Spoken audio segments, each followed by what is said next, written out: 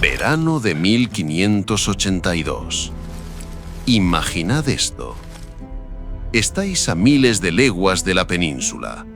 El aire es espeso, húmedo, pegajoso como brea. Huele a selva podrida y a pólvora quemada. Sois un infante de marina del Imperio Español. Lleváis semanas remontando un río en el confín del mundo, en una isla llamada Filipinas, que la mayoría de la gente en Sevilla no sabría señalar en un mapa. Tenéis la coraza empapada de sudor. Las manos os tiemblan, no de miedo, sino de exhaustión. Y frente a vosotros, saliendo de entre los árboles y de los cascos de los barcos anclados en el río, viene algo para lo que ningún manual de guerra de Europa os ha preparado jamás. Una marea de 1000 hombres, piratas, corsarios, mercenarios de media docena de naciones del Pacífico, y en su vanguardia, los más peligrosos de todos, guerreros japoneses, ronin, samuráis sin señor que han cambiado la lealtad feudal por el saqueo, pero que no han cambiado ni un ápice su destreza con la katana. Sois 40. Ellos son 1000.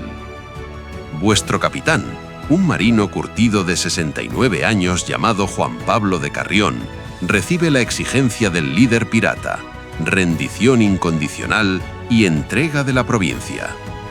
Carrión escucha, asiente, casi con calma, y responde con la sequedad de quien lleva toda una vida sirviendo a la corona de Castilla. A los vasallos del rey de España no se les exige tributo. Si queréis nuestra sangre, venid a derramarla. Ajustad las corazas, porque hoy, en Crónicas Bélicas, vamos a presenciar el combate más brutal e inverosímil del siglo XVI. El día en que la infantería española, en un rincón olvidado de la jungla asiática, demostró a los samuráis quiénes eran los verdaderos amos de la guerra terrestre.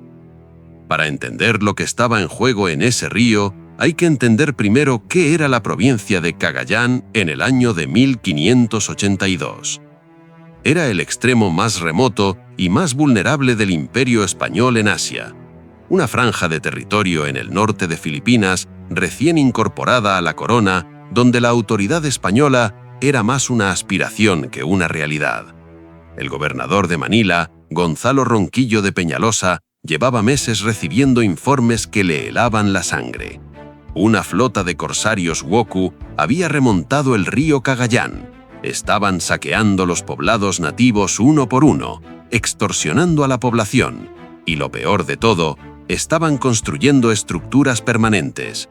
Querían quedarse, querían fundar un enclave independiente en territorio de la corona que amenazaría a la mismísima Manila.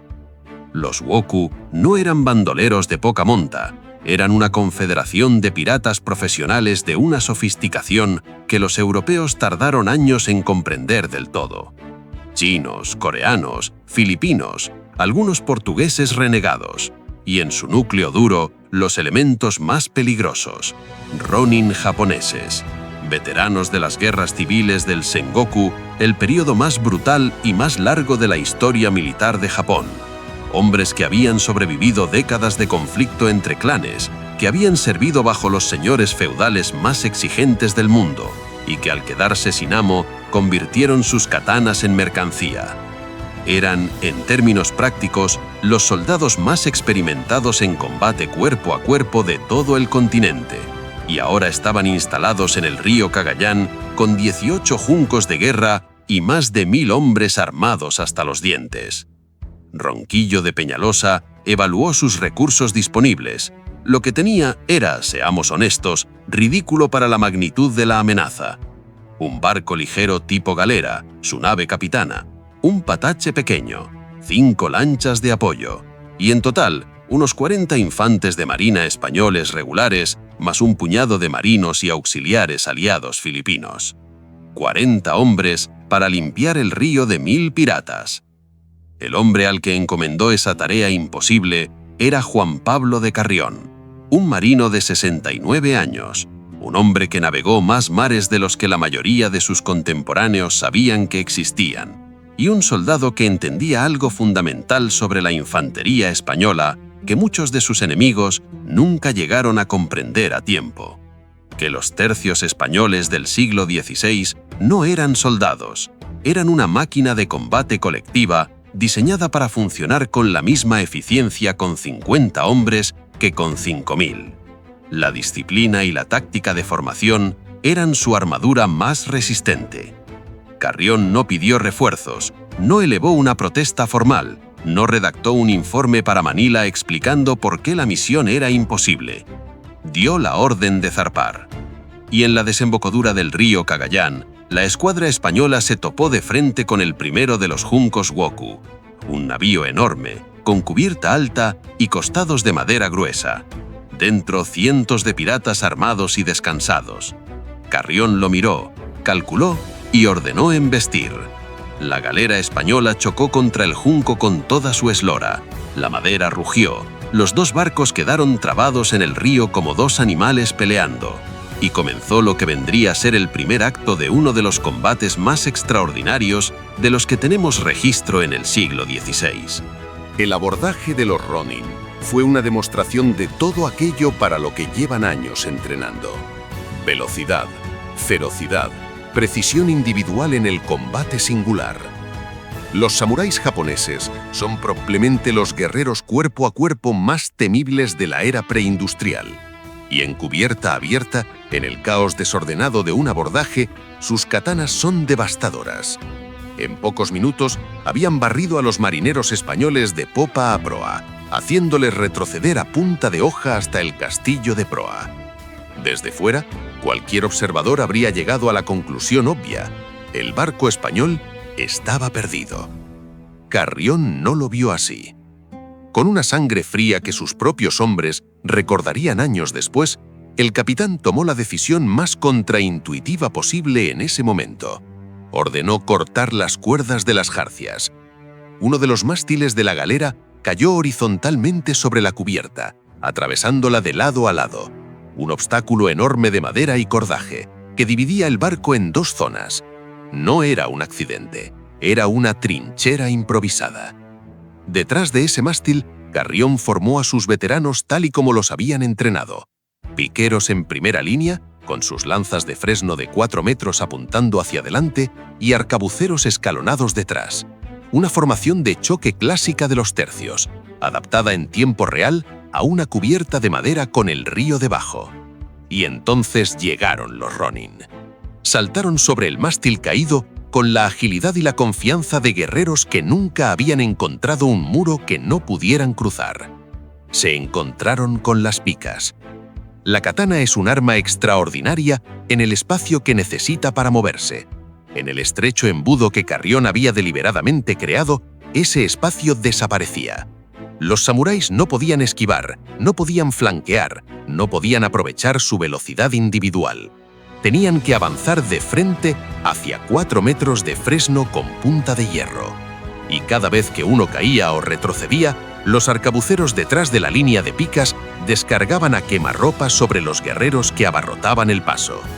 El plomo español no distinguía entre armadura de cuero lacado y armadura de hierro en lamas. A esa distancia, destrozaba ambas por igual. La cubierta se tiñó de rojo. Los Woku dejaron docenas de muertos apilados sobre la madera astillada y abandonaron el abordaje. La katana era perfecta para el duelo, para el combate singular en campo abierto, para la velocidad y la elegancia del guerrero individual.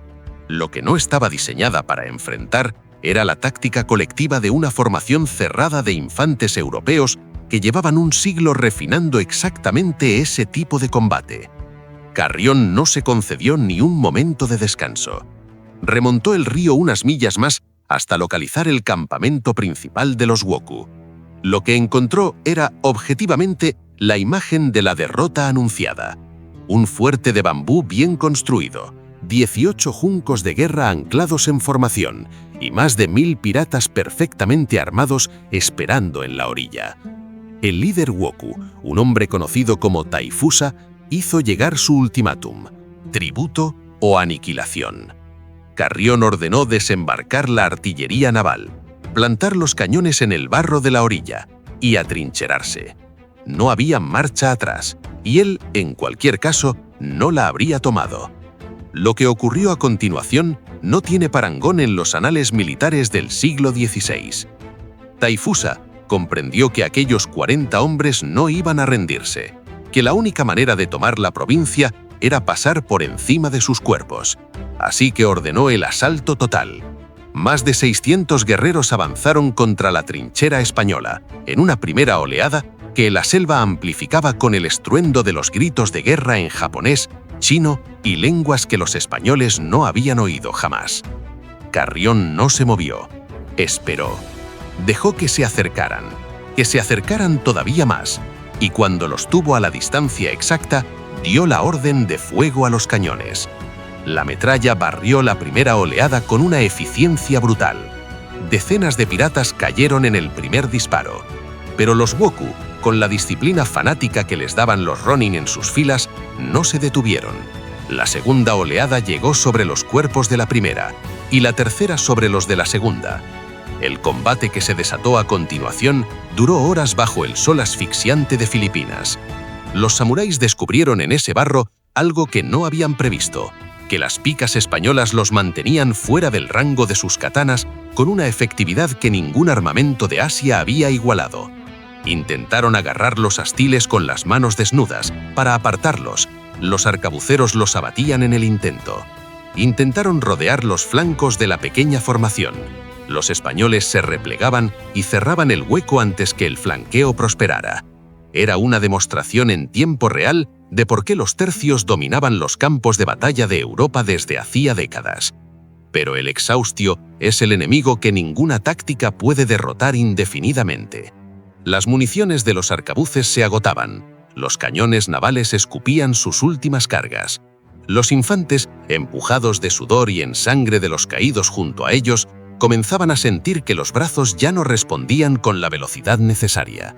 En la tercera oleada, un empujón masivo de los Woku consiguió quebrar la continuidad de la línea de picas. Los samuráis se infiltraron en la formación, y el combate pasó a ser lo que más temían los españoles: cuerpo a cuerpo, hombre contra hombre, espada contra katana.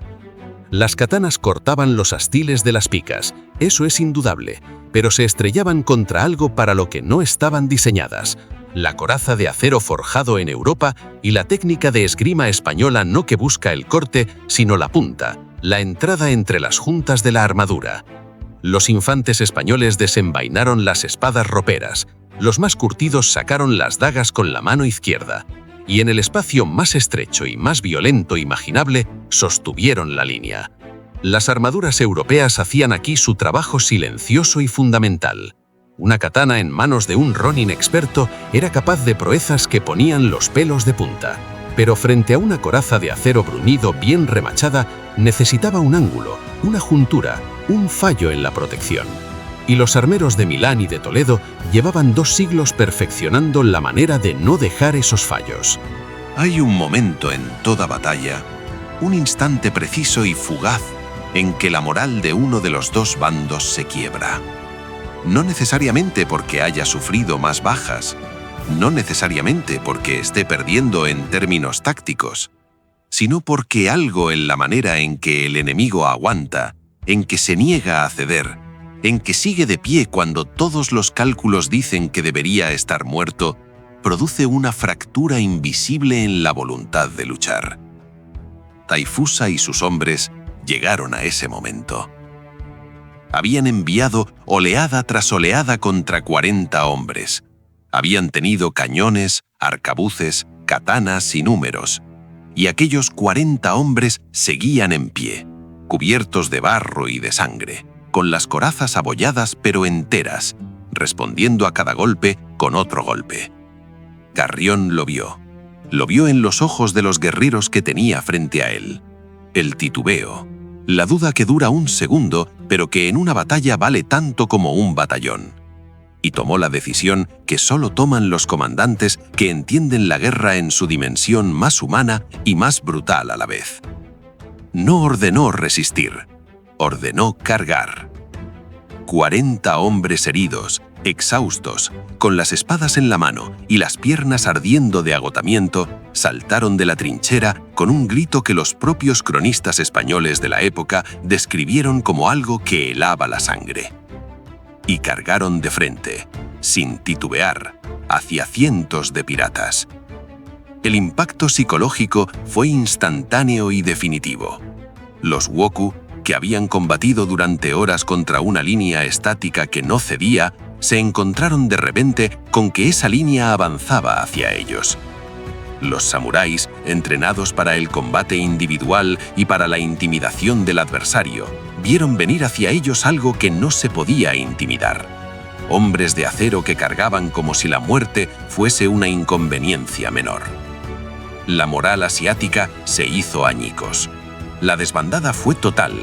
Los piratas rompieron filas y corrieron hacia los barcos o se lanzaron directamente al río, donde las armaduras que debían protegerlos se convirtieron en anclas que los arrastraron al fondo. Los infantes españoles los persiguieron por la orilla del Cagayán, sin detenerse, diezmando a los rezagados y apoderándose de las armas abandonadas. Las katanas de los ronin, aquellas hojas que los europeos habían oído describir como las más perfectas del mundo, quedaron tiradas en el barro filipino como trofeos de una batalla que nunca debería haber terminado así. Taifusa escapó, humillado y derrotado. El Imperio español consolidó el control sobre el norte de Filipinas sin ceder un palmo de terreno. Los combates de Cagayán no fueron una victoria de hombres contra hombres, fueron una victoria de sistema contra sistema. El sistema de los tercios, construido durante un siglo de guerras en Europa, contra el sistema del Bushido japonés, construido para un tipo de guerra completamente distinto. En ese encuentro concreto, en ese río concreto, el sistema español resultó ser el más letal. La katana era, y sigue siendo, una obra maestra de la metalurgia y el diseño de armas. Ningún europeo sensato la habría despreciado, pero era perfecta para el combate que los samuráis conocían: el duelo, el espacio abierto, la velocidad individual. Lo que no estaba diseñada para hacer era atravesar una coraza de acero toledano en manos de un infante que lleva 20 años aprendiendo exactamente cómo no dejarse matar. En Cagayán, el acero toledano no ganó porque fuera mejor que la katana. Ganó porque los hombres que la empuñaban entendían la guerra de una manera que sus enemigos, en ese momento y en ese lugar, no pudieron igualar. Eso es en el fondo lo que hace a un soldado verdaderamente peligroso. No la arma que lleva, sino lo que sabe hacer con ella cuando todo lo demás ha fallado. Fueron los combates de Cagayán la demostración definitiva de la superioridad táctica de la infantería española sobre el guerrero samurái en combate real. Eso os lo dejamos a vosotros. Hay debate más que suficiente en esa pregunta para llenar los comentarios durante semanas. Y si este capítulo os ha puesto la sangre caliente, suscribíos a Crónicas Bélicas, activad la campana y dejad vuestro like táctico.